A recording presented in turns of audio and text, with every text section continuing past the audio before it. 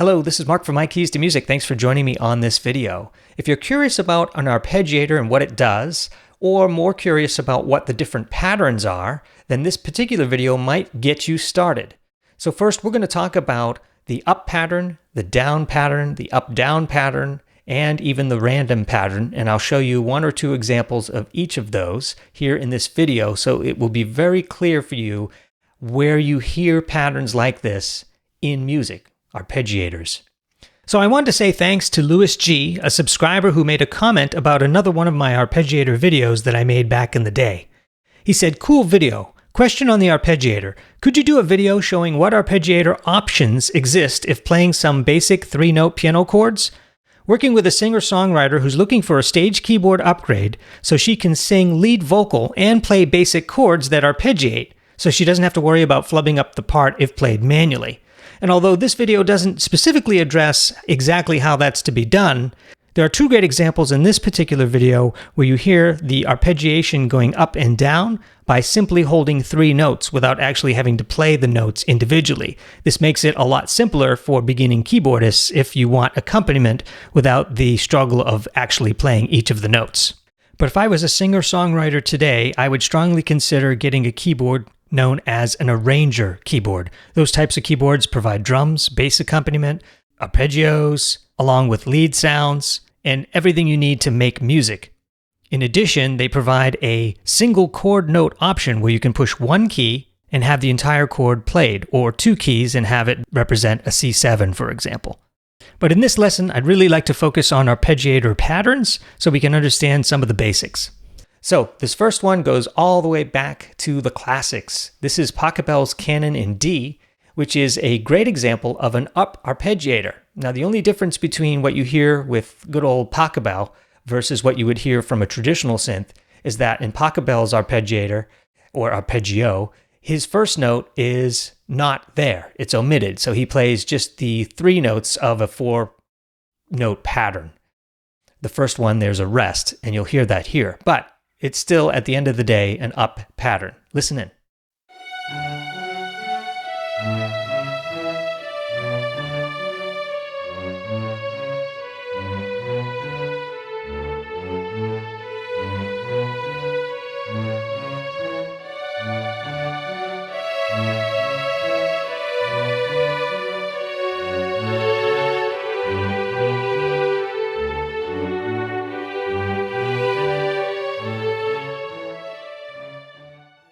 So our next example, we can fast forward to the 80s here and feature Styx, one of my favorite bands, on a song called Mr. Roboto. That song was way ahead of its time, and it features a couple of examples of a classic down pattern synthesizer or arpeggiation part. We can find this at the bridge of the song where they cut away and you hear a classic, in-your-face down pattern.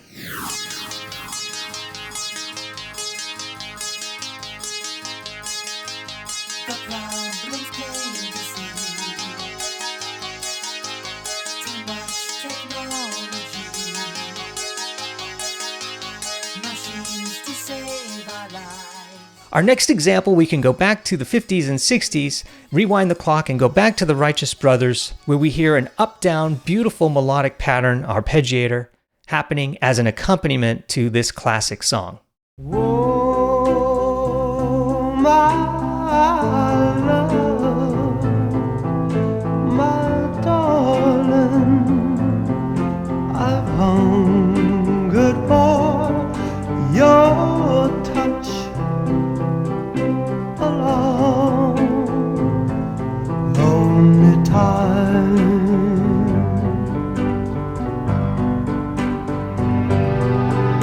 And time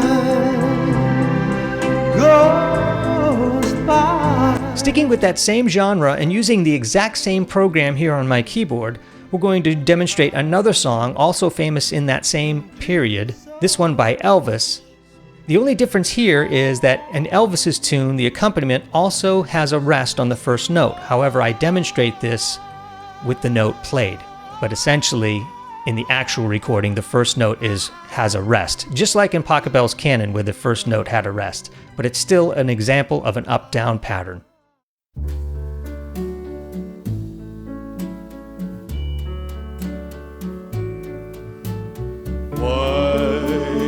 then say, only fools rush in, but I can't help falling in love with you. Next, we have a random pattern, and I went back to the 80s to pick out a famous song from Duran Duran where they use what I believe is a random arpeggiation pattern all across their music, especially noted in this song and others like it.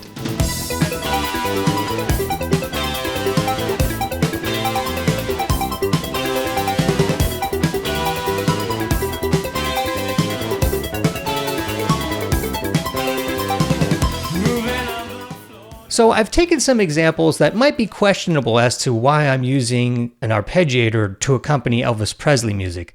That is a little bit of fish out of water. Generally speaking, if you wanted to play that kind of music and you wanted drums, a bass, and all kinds of wonderful accompaniment, even with the option of playing a single finger for your chord accompaniment, you'd get something like an arranger keyboard. That was just an example to make it really obvious to hear those arpeggiations in actual music. This would be for musicians and non-musicians alike. In any case, I think it gets the job done learning those patterns and some of the basics here. Thanks for joining me on this video, and we will catch you on the next one. Whoa.